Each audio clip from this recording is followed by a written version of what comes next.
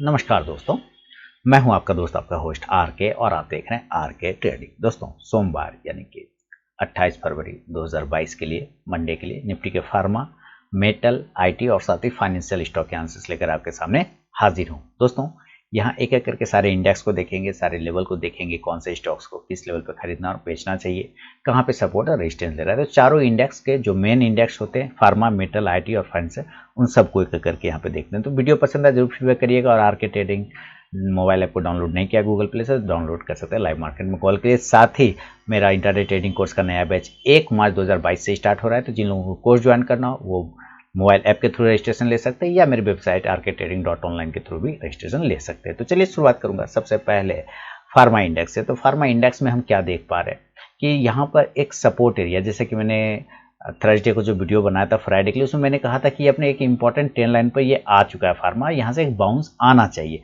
और देखिए बिल्कुल बाउंस आया और ऐसा तैसा बाउंस नहीं है, 3% से ज्यादा का बाउंस आपको देखने को मिला, लगभग सारे इंडेक्स में देखने को मिले। और लेकिन इसमें इस तरह से जो ट्रेंड लाइन को ये फॉलो कर रहा है ये बेहतर है, तो इसके वजह से इसमें एक अच्छा बाउंस मिलने के चांस भी थे। क्या ये सस्टेन कर सकता है? तो 13,000 के ऊपर अगर ये निकलता है तो ये सस्टेनेबल होगा, जो 13,200 तक जा सकता है। नजर रखिए एस्ट्राजेनिका पे, देखिए थोड़ा मूवमेंट बन रहा है लेकिन रेजिस्टेंस एरिया 2700 का अभी भी बना हुआ है। उसके ऊपर निकलने के बाद ये आपको 2800 तक जाता हुआ दिखेगा। और विंडो फार्मा में भी ये रेजिस्टेंस एरिया 635 से 40 के आसपास में वो ब्रेकआउट आता है तो 660 तक जा सकता है। बायोकॉन अच्छी तेजी देखने को मिला है। बायोकॉन में देखिए यहाँ से ये रेजिस्टेंस एरिया है, अगर बायोकॉन अपसाइड में ब्रेक करता है 395, 96, 97 तो 400, 405 और 410 तक के टारगेट भी आपको दिखा सकता है। केरला हेल्थ केयर की बात करें तो केरला हेल्थ केयर अगर अपने हायर जोन को ब्रेक करता है, 360 को ब्रेक करता है, तब आप उम्मीद कर सकते हैं कि ये 370 से 75 तक का एक टारगेट आपको दिखा सकता है। सिप्ला 920 के ऊपर पॉजिटिव, 920 के नीचे निगेटिव। आपको हमेशा मैंने इसके बारे में बोला, जब भी 920 के ऊपर जाए जरूर बाय कर लीजिए। देखिए 920 के ऊपर भी अगर आपने बाय किया होगा तो 927 तक का इसने हाई लगा दिया था। अब ये 930 के ऊपर सस्टेन करेगा तो 940 से 950 तक के टारगेट देगा। डिवीज लैब की बात करते हैं, डिवीज लैब में 4190, 4200 ये रेजिस्टेंस एरिया, उसके ऊपर अगर ब्रेक करता है तो 4300 के टारगेट मिलेंगे। डॉक्टर रेड्डी की बात करें, बहुत अच्छा मूवमेंट बना है और अपसाइड में अगर 4200 को ब्रेक करता है तो अगला टारगेट 4250 से 4300 तक का भी बन सकता है। ग्लेनमार्क फार्मा शानदार तेजी, इसमें भी सारे में तेजी देखने को मिला है। ग्लेनमार्क फार्मा में जो रेजिस्टेंस एरिया है वो 460 का है, इसके ऊपर अगर क्लोज करता है, एक दो दिन होल्ड करता है तो 480 से 500 का शॉर्ट टर्म टारगेट बनेगा। इंट्राडे में अगर 455 को ब्रेक करता है तो 460 से 65 तक का टारगेट आपको दिखा सकता है। गर्नल्स इंडिया सेम इसी कंडीशन से यहाँ पे 295 का रेजिस्टेंस एरिया है, उसके ऊपर क्लोजिंग करेगा, 300, 305 का टारगेट बनेगा। डॉक्टर लाल पैथलैब, इसके ऊपर जाने के लिए 2625 के लेवल को ब्रेक करना होगा, देन आपको 2700 तक टारगेट दिखा सकता है। लुपिन 4% की तेजी, अब मुझे लग रहा है लुपिन में एक अच्छा मूवमेंट बन सकता है। अगर अपसाइड में ये 745 से 760 को ब्रेक करते, 745 से 50 को ब्रेक करता है, 760 से 770 तक का टारगेट भी आपको लुपिन में बन सकता है। इसके अलावा नोवाटिस की बात करें तो नोवाटिस में भी रेजिस्टेंस से ऊपर के साइड में 650, ये जो बड़ा वाला रेड कैंडल है बस इसके ऊपर निकलने के बाद ही मूवमेंट बनेगा, अदरवाइज अभी अवॉइड करेंगे। पिरामल, इसमें मूवमेंट बन सकता है अगर ये 2100 के ऊपर, 2100 के ऊपर अगर ये सस्टेन करे तो 2200, 2250 के टारगेट बनेंगे। स्ट्राइड्स फार्मा, देखिए इसमें कुछ तो अंदरूनी प्रॉब्लम चल रहा है, अगर 335 से 40 के ऊपर सस्टेन करे तो ज़्यादा बड़ा टारगेट तो नहीं, लेकिन 360 तक का टारगेट बन सकता है। सन फार्मा अप साइड में जाने के लिए रेजिस्टेंस एरिया 840 का, उसको ब्रेक करेगा तो 850 से 60 के टारगेट बनेंगे। टोरेंट फार्मा की बात करें, टोरेंट फार्मा जब मार्केट पॉजिटिव निगेटिव था तो ये पॉजिटिव था, और जब मार्केट पॉजिटिव हुआ तो ये निगेटिव हो गया, इसका मतलब प्रॉफिट बुकिंग हो गया। अप साइड में जो रेजिस्टेंस है वो 2770 के आसपास का, उसके ऊपर जब निकलेगा तब पोजीशन करेंगे 2800, 2850 के लिए। वोकट फार्मा, ये ठीक है, अगर लोअर लेवल को ब्रेक करता है, 325 के नीचे आता है तो सेल कर लेंगे, जब तक 325 के ऊपर रहेगा तो कोई दिक्कत नहीं। 350 के ऊपर जाएगा तो बाय करेंगे 360 से 370 के टारगेट के लिए। तो ये था दोस्तों निफ्टी के फार्मा स्टॉक पे व्यू। चलेंगे मेटल स्टॉक की तरफ। और मेटल में सबसे पहले मेटल इंडाइसेस 5% से ज़्यादा की तेजी, लगभग 6%, और 5600 का कि इसका इंपॉर्टेंट रेजिस्टेंस था, उसके ऊपर ये क्लोज किया है। अब अगर अपने हाई वो ब्रेक करता है 5650 को, तब और भी मेटल में आपको तेजी देखने को बन सकता है। मेटल ने सही जगह से बाउंस करने का कोशिश किया, बिल्कुल सही जगह से।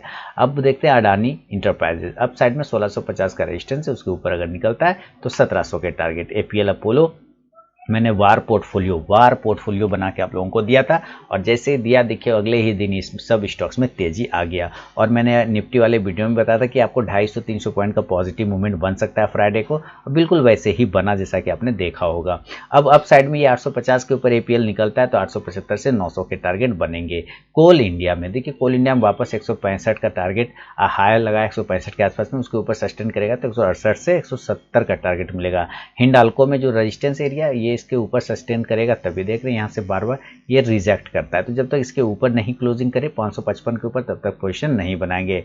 हिंदुस्तान जिंक की बात करें तो कॉपर की बात करें तो 115 के ऊपर निकलेगा तो 118 से 120 का टारगेट देगा, और हिंदुस्तान जिंक 325 के ऊपर बढ़िया मूवमेंट बनेगा। लेकिन अगर इंट्राडे में भी ये 313, 14, 15 को ब्रेक करता है तो 320 का टारगेट दे देगा। जिंदल स्टील की बात कर ले, अप साइड में जिंदल स्टील का जो रेजिस्टेंस है वो 430 के आसपास का है, तो 430 के आसपास में पहुंचे तो एक बार प्रॉफिट बुक करें। 406-7 के ऊपर निकले तो पोजीशन बनाए। जेएसडब्ल्यू स्टील की बात करते हैं, जेएसडब्ल्यू स्टील 610 के ऊपर सस्टेन करेगा, 620 से 640 का टारगेट मिलेगा। मोइल की बात करें, देखिए ट्रेंड लाइन के ऊपर क्लोजिंग अगर करता है 170 के ऊपर तो पॉजिटिव हो जाएगा 175 के टारगेट के लिए। नेशनल एल्यूमिनियम में अभी थोड़ा अवॉइड करके चलेंगे, ऊपर रेजिस्टेंस 127 से 28 का, उसके ऊपर अगर क्लोजिंग करेगा तो मूवमेंट बढ़िया बन सकता है। एनएमडीसी की तरफ चले, एनएमडीसी अप साइड में 142 से 43 के ऊपर निकले, 145 से 48 के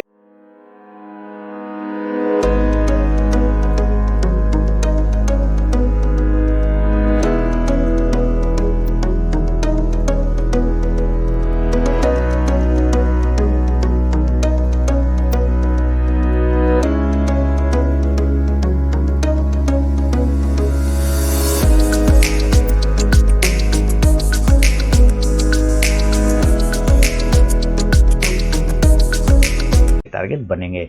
रत्ना मनी मेटल्स 2300 के ऊपर निकलेगा तो अच्छा पोजीशन बनेगा, 2350 के लिए अभी छोड़ देंगे। स्टील अथॉरिटी यानी सेल की बात करें, सेल वापस से 95 के ऊपर टिकेगा तो 100 तक के टारगेट दिखाएगा। टाटा स्टील मेटल में मूवमेंट आएगा तो इसके बिना बिल्कुल भी नहीं आ सकता। देखिए टाटा स्टील बिल्कुल सही जगह बाउंस किया था, बिल्कुल 1 2 3 4 4 बार सपोर्ट लिया और बाउंस कर गया, बहुत ही शानदार। तो टाटा स्टील वापस से 1150 को ब्रेक करता है तो 1200-1220 के टारगेट बनेंगे। वेदांता में भी सेम कंडीशन, बहुत अच्छा बेहतरीन तरीके से मूवमेंट अप साइड में जाएगा, 366 के ऊपर निकलता है तो 370 से लेके 366 के ऊपर है, 370 से 75 का टारगेट बनेगा। वेलस्पन कॉर्प की बात करें तो 150 के ऊपर जब सस्टेन करेगा तब पोजीशन बनेगा, अदरवाइज अभी अवॉइड करके चल सकते हैं वेलस्पन कॉर्प में।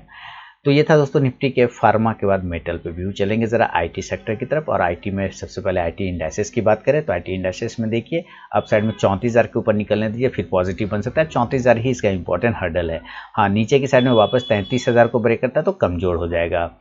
अब बात करें जरा बिरला सॉफ्ट की, तो देखिए बिरला सॉफ्ट जब तक ये जो लाइन है ना, ये काफ़ी इंपॉर्टेंट रेजिस्टेंस एरिया है जो 430 के आसपास में आ रहा है। 420 के ऊपर एक बार सस्टेन करे तो 440 तक जा सकता है, अदरवाइज अभी थोड़ा अवॉइड करके चलेंगे। कोफोर्ज की बात करें तो कोफोर्ज 6% की तेजी रही और अच्छा मूवमेंट रहा कोफोर्ज में। अगर कोफोर्ज 4550 के ऊपर निकल जाता है, इस एरिया के ऊपर निकलता है जो कि अपना हाई जोन है 4520 के आसपास का, तो उसके ऊपर भी जाने पर 4650 के टारगेट बनेगा।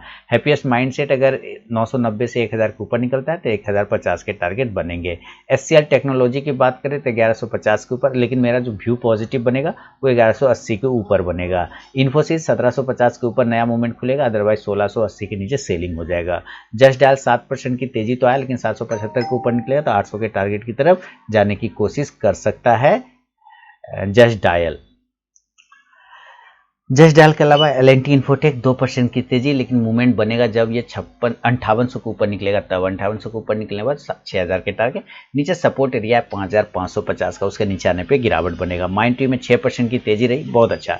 मैंने आप लोगों को माइंड के बारे में बताया भी हुआ था कि भाई ये अपना नीचे का काम फिनिश कर चुका है, यहाँ पर इसको आना था, आ गया है और यहाँ से अब ये बाउंस कर सकता है। अब देखिए वापस से अगर ये अपने हायर जोन को ब्रेक करता है 3800 के ऊपर तो 3900 और 4000 के टारगेट बनेगा।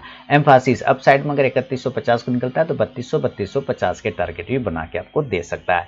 इन्फो एज की बात कर ले तो इन्फो एज अगर ऊपर के लेवल को ब्रेक कर देता है 4580, 4590 और 4600, देन आपको 4800 तक के टारगेट भी दिखा सकता है। पेटीएम, मैंने आप लोगों को कहा था कि जितना भी क्वांटिटी आपको पेटीएम में लेना है उसका 10% क्वांटिटी आप यहाँ पर डाल सकते हैं, मात्र 10% क्वांटिटी यहाँ पर डाल सकते हैं, क्योंकि लगभग अब प्राइस करेक्ट होकर अपने जगह पर आ चुका है।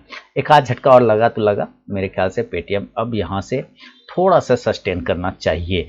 टीसीएस की बात करें तो टीसीएस में देखिए, सॉरी टाटा एल्क्सी में रेजिस्टेंस एरिया है 6750 के आसपास का, उसके ऊपर जाने के बाद मूवमेंट बनेगा। लेकिन अगर आपको इंट्राडे में मूवमेंट लेना हो तो मूवमेंट लीजिएगा 6550 के ऊपर, 6600 6650 के लिए। टीसीएस 4500 का बायबैक है, तो खैर कोई दिक्कत वाली बात नहीं, आपके पास अगर है स्टॉक बायबैक में दे सकते हैं, क्योंकि एक अच्छा मुनाफा बांधने का जगह गारंटेड रिटर्न के साथ मिल रहा है। 3535 के ऊपर निकला है, 3600 के टारगेट भी बन सकता है। टेक महिंद्रा 1400 के ऊपर निकला तो फिर 1425 से 50 के टारगेट है। विप्रो ठीक ठाक है दोस्तों, विप्रो एक positional stock, short term call और साथ ही पोर्टफोलियो स्टॉक भी रख सकते हैं, बढ़िया स्टॉक है विप्रो। अगर इस जगह से भी ऊपर ब्रेक करता है 560 के ऊपर तो 65 से 70 का इंट्राडे टारगेट भी आपको दिखा सकता है। तो ये था दोस्तों निफ्टी के फार्मा, मेटल और आईटी पे व्यू। चलेंगे जरा फाइनेंशियल स्टॉक की तरफ। और फाइनेंशियल स्टॉक में सबसे पहले बजाज फिनसर्व से स्टार्ट करें। देखिए 16,000 के ऊपर अगर क्लोजिंग करता है तो 16,500 तक के सस्टेनेबल टारगेट बन सकता है। बजाज फाइनेंस 7200 के ऊपर, इसका 7200 इंपॉर्टेंट रेजिस्टेंस है, उसके ऊपर निकलेगा तो मूवमेंट करेगा। लेकिन अगर मंडे के दिन ऊपर 7000 कोई ब्रेक करता है तो 7100 से 200 के टारगेट दिखा सकता है। चोलामंडलम फाइनेंस यानी चोला फाइनेंस 700 के ऊपर क्लोजिंग करेगा तो नया टारगेट 720। इंडियाबुल हाउसिंग फाइनेंस छोड़ देंगे, अवॉइड करेंगे। एलआईसी हाउसिंग फाइनेंस 355 से 60 के ऊपर सस्टेन करने दीजिए, देन 380 के टारगेट बनेंगे। एलएनटी फाइनेंस की बात करें, अपसाइड में एलएनटी फाइनेंस 67 से 68 का रेजिस्टेंस वो ब्रेक करेगा तो 70 का target. Manappuram finance buy on dip करके चल सकते हैं, लॉन्ग टर्म पोर्टफोलियो स्टॉक। इसके अलावा चलेंगे तो एमएनएम फाइनेंस 150 के ऊपर निकलेगा तो 152 से 53 के टारगेट। और ये एक रेजिस्टेंस एरिया आपके साइड में आ रहा है, देखिए यहाँ से ये रेजिस्टेंस एरिया है, अगर इसके ऊपर टिक गया 156 से 57 देन 160 से 62 के टारगेट बनेंगे। मुथूट फाइनेंस की बात करें, अप साइड में मुथूट फाइनेंस 1370 के ऊपर निकलने के बाद एक अच्छा मूवमेंट बन सकता है 1420 के टारगेट के लिए मुथूट फाइनेंस पे। तो नजर रखिए मुथूट फाइनेंस पर। एसआर ट्रांसफर 1150 के ऊपर निकलने दीजिए, फिर पोजीशन बनेगा, अदरवाइज अभी अवॉइड करेंगे।